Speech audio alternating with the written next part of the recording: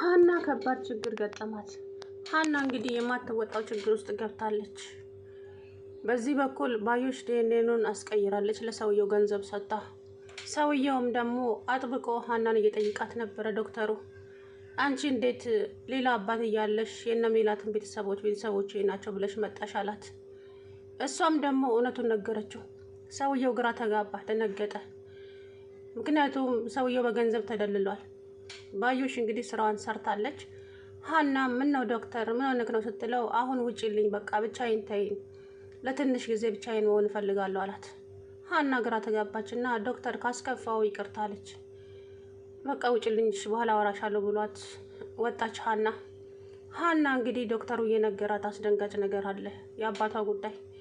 ሀንዬ ስለ አባትሽ ስላወራሽ ነው። ስለ አባዬ ምን ነው አሁን ደህና ነው አልክም እንዴ ስትለው አዎ ደህና ናቸው፣ ግን ደግሞ የአባትሽ ሕክምና ገንዘቡ 200,000 ብር አስይዘሽ እንደ ሕክምና እንደጀመሩ ታውቂያለሽ? አዎ ሌላውንማ እትዬ እኮ በድርጅታቸው ወጪውን ይሸፍናለሁ ብለዋል ስትለው ነው፣ ግን ገንዘቡ አንቺ ካሰብሽውና ከጠበቅሽው በላይ ነው አላት። ምን ማለት ነው ስትለው ገንዘቡ የሚያስፈልገው ከ600,000 ብር በላይ ነው አላት። ሀና የሰማችውን ነገር ማመነቃታት። እትዬ ጨርቃቸውን ጥለው ማበዳቸው ነው በቃ አለች። አሁን እንግዲህ ሁሉም ነገር ተበላሽቷል። በዚህ በኩል ዲኤንኤኑ ተቀይሯል። ዲኤንኤኑ ውጤቱ ከታወቀ ሀናን ከዛ ቤት አበራታለሁ ብላለች ወይዘሮ ሜላት። ላያት አልፈልግም ለሰከንድ እንኳን ብላለች። እሷም አንቺን ባትያት እሷም አንቺ ቤት አትቀመጥም ካሁን በኋላ። ሀንዬ እንግዲህ የእውነት ግራ ተጋብታለች። እቺ ደግሞ እርግብ ተብዬዋ እኔ ነኝ ልጅ፣ ምንም ማንገራገር አያስፈልግም፣ መቼም ሁለት አሴት የለም፣ አሴት እኔ ብቻ ነኝ አለች። ስለዚህ እሱ በምርመራው የሚረጋገጥ ይሆናል፣ አታስቢ አለቻት። ሰላም ደግሞ ምን ነው አንቺ ድርሼ እኔ ልሆን አልሽሳ አለቻት። ሰላምዬ ግን ለምንድን ነው የምትጠይኝ? እኔ ሰው አልጠላም፣ ነገሩ እውነታውን ነው የተናገርኩት። ስለዚህ ሀና ትክክለኛ ምርመራው ተመርምሮ እንኳን እህቴ ባትሆንም የኛ ልጅ ባትሆንም ግን ሀና እህቴ ናት። በስጋ መወለድ ምንም እንትን የለውም። ስለዚህ ሀና ሁሌም እህቴ ነች አለች። መናሴ ደግሞ ባዩሽን ፍጥጥ ብሎ አያት። ምክንያቱም ከእርግብ ጋራ ሲያወሩ ደረሰባቸው ትልቅ ውርደት። በጣም ያሳዝናል የሀና ነገር። ሀንዬ እንግዲህ ውሸታም ትባላለች፣ አሁን አስመሳይ ይሏታል፣ በጣም ብዙ ነገር። አቶ መስፍን ደግሞ ሜላትን ለምንድን ነው እንደዚህ የምታደርጊው? አንቺ ቆይ ምንድን ነው የምትፈልጊው? ሁሉንም ሰላም ነሳሻቸው እኮ። ምን አገባህ? ቤቱን የምመራው እኮ እኔ ነኝ፣ አንተ አይደለህም። ትላንትና መተክ ስለዚህ ቤት ምንም ማውራት ሞራል የለህም አለችው። ሜላት እንግዲህ እንዳያቸዋት ኃይለኛ ጫውታታል። ሰውየውም ግን ምንም እጅ ሊሰጥ አልቻለም። ከዚህ በኋላ የትም አልሄድም፣ በቃ ከዚህ ቤት ከልጆቼ ጋር ነው የምኖረው አላት።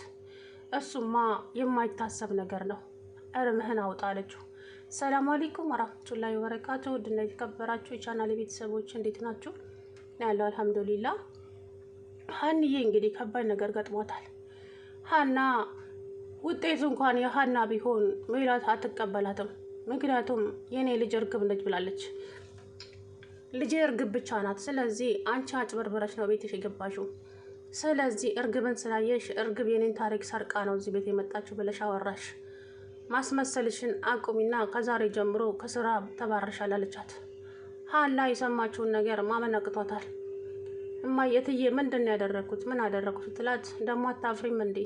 ስታወሪ አታፍሪም እንዴ አለቻት። ሀንዬ ምን አደረግኩ? መብራን ምስክሬ ናት፣ እኔ ምንም ያደረግኩት ነገር የለም አለቻት። ዝጊ በቃ ከዚህ በኋላ ላይሽ አልፈልግም አለቻት። ሰላም እና መናሴ በጣም ተናደዱ። ምን እየሆንሽ ነው እማዬ? ምን ያደርጋሽ ነው ልጅቷ እንደዚህ የምታደርጊያት? ቆይ ምንድን ነው ሲሏት፣ እናንተ ናችሁ ለዚህ ሁሉ የልብ ሰጥታችኋት አናቴ ላይ እንድትወጣ ያደረጋችኋት። ስለዚህ ከዚህ በኋላ ሀናን እዚህ ቤት ላያት አልፈልግም አለ። ሀናን እዚህ ቤት ማታያት ከሆነ እኛም ከአንቺ ጋር አንኖርም አሏት መናሴና ሰላም ማለት ነው። እርግብ ቆማ ታዳምጣለች፣ እየሳቀችም እየተናደደችም እንግዲህ ከሀና ጋር ግብ ፈጥራለች ወይዘሮ እርግብ ማለት ነው። እኔ ግን በፈጣጣው የእነሱ ልጅ ነኝ ስትል እኮ ግርም ያለኝ ነገርሳ የልብ ልቧን እንደው እኔ እንጃ አላውቅም።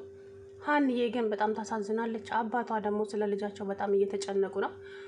እንግዲህ ለዶክተሩ ናሙናውን ሰጥተው ከወጡ በኋላ አባትየው ውጭ ቆሞ እየጠበቃት ነበር ሀናን። ሀንዬ እንዴት ሆናችሁ? ጨረሰን ጋሺ ጨርሰናል።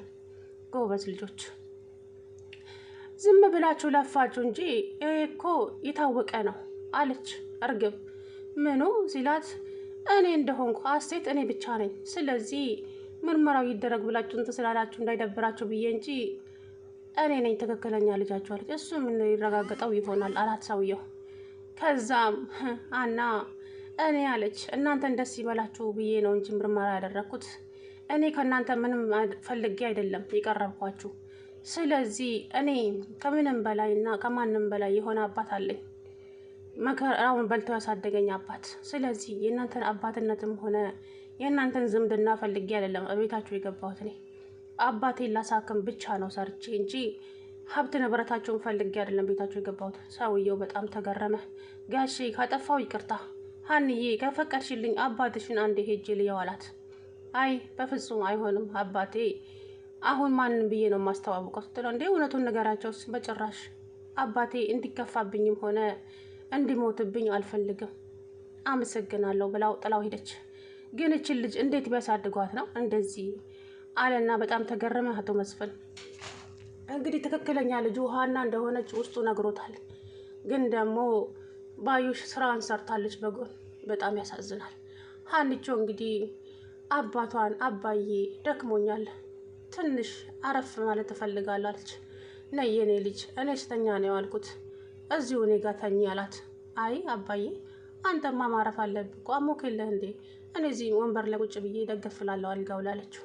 እሺ ነይ አንቺ ድርቅ ካልሽ እሺ አትልም ብለው ሀንቾ አባቷ ላይ ደገፍ ብላ ጋቢያቸውን አለበሷትና ተኛች። አባቷ በጣም ተጨንቀዋል ሀና። አቶ ኖላዊ ደግሞ እኔ ከዚህ ከሐኪም ቤት ሬሳይ እንጂ ድኜ መውጣ አይመስለኝም፣ ብቻ የሆነ ነገር ውስጤ እየነገረኝ ነው አለ። ተው እንጂ አባዬ እንደዚህ አትበል፣ እኔ እኮ አንተ ድነህልኝ ወደ ሀገራችን እንመለሳለን እያልኩ ፈጣሪን እየለመንኩ ነው። ለምንድን ነው ሞትን የምትመኘው አለችው። አይ የኔ ልጅ ይሄ የአንቺን ጭንቀት ከማይ ሞቼ ብገላገለው ይሻለኛል አለ። እርሶ ከሞቱማ ነገር ሁሉ ይበለሻሻል፣ ሀና መውደቂያ የላትም። ስለዚህ አቶ ኖላዊ መሞት የለባቸውም። ሀናም ቤተሰቧ እንኳን ቢሆኑ እነ ሜላት አባቷን ይሄንን የትም አትጥለው።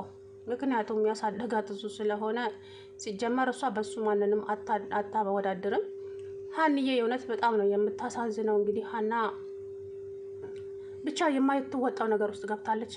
ግን ደግሞ አሲርን የመሰለ ወንድም ስለሰጣት በእውነት ያው እሱ ያፈቅራታል። ግን እሷ ግን አሲርን እንደ ወንድሟ ነው የምታየው። አሲር በእውነት አባቷ ጋር እንደዚህ እየተንከባከበ እያሳቃቸው እያዝናናቸው፣ በቃ አሲር ሁሉ ነገሯ ነው። ጨዋታው፣ ቀልዱ። እንግዲህ እርግብን እቺ ጉማሬ እያለ በሳቅ ገደላት ሀንቾን ማለት ነው። እቺ ጉማሬ ደግሞ ምን ትመስላለች አላ እና ሀንዬ እንግዲህ ዲኤንኤ ተቀየረም አልተቀየረም ጉዳዩ አይደለም። ግን ይመርመር ስለተባለ ብቻ ደስ እንዲላቸው ተመረመረ እንጂ እሷ ውስጧ ያውቃል የእነሱ ልጅ እንደሆነች። ሀና ጋር ሀቅ አለ። እቺ ደግሞ አጭበርባሪ ሌባ በፈጣጣው ነው ለዝርፊያ ነው የገባቸውና ሀንዬ እንግዲህ ፈጣሪ ከአንቺ ጋር ይሁን፣ እምልሽ ነገር የለኝም የኔ ቆንጆ። ወይዘሮ ባዩሽም ስራዋን ሰርታለች። ምክንያቱም ባዩሽና እርግብ እዛ ቤት የገቡት ሀብት ለመዝረፍ እንጂ እርግብ ትክክለኛ ልጃቸው ሆነ አይደለም። ተምቹም እንግዲህ እውነቱን መናገሩ አይቀርም። ዋላ ደር ካለ ይናገራል። ያ ፎቶ ለምን እንደተሰረቀ ለምን የሚለው ነገር እራሱ ጆሮ ይጠይቀዋል ብዬ አስባለኝ። ጓደኛው ያን ገንዘብ ከየት ነው ያመጣኸው ብሎ ሊጠይቀው ይችላል ብዬ አስባለኝ። ምክንያቱም ያ ገንዘብ ቀላል ገንዘብ አይደለም፣ 50 ሺህ ብር ነው። ያንን ነገር ያደረገው ደግሞ ተምቹ ተንኮል አስበው ሳይሆን ያው የሀና አባት መታከሚያ ስላጡ ብቻ ነው እንጂ ያ ፎቶ ለሀና ትርጉም ይኑረው አይኑረው የሚያውቀው ጉዳይ የለም።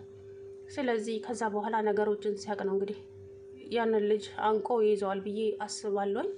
ለማንኛውም እንግዲህ ሀንዬ አይዞ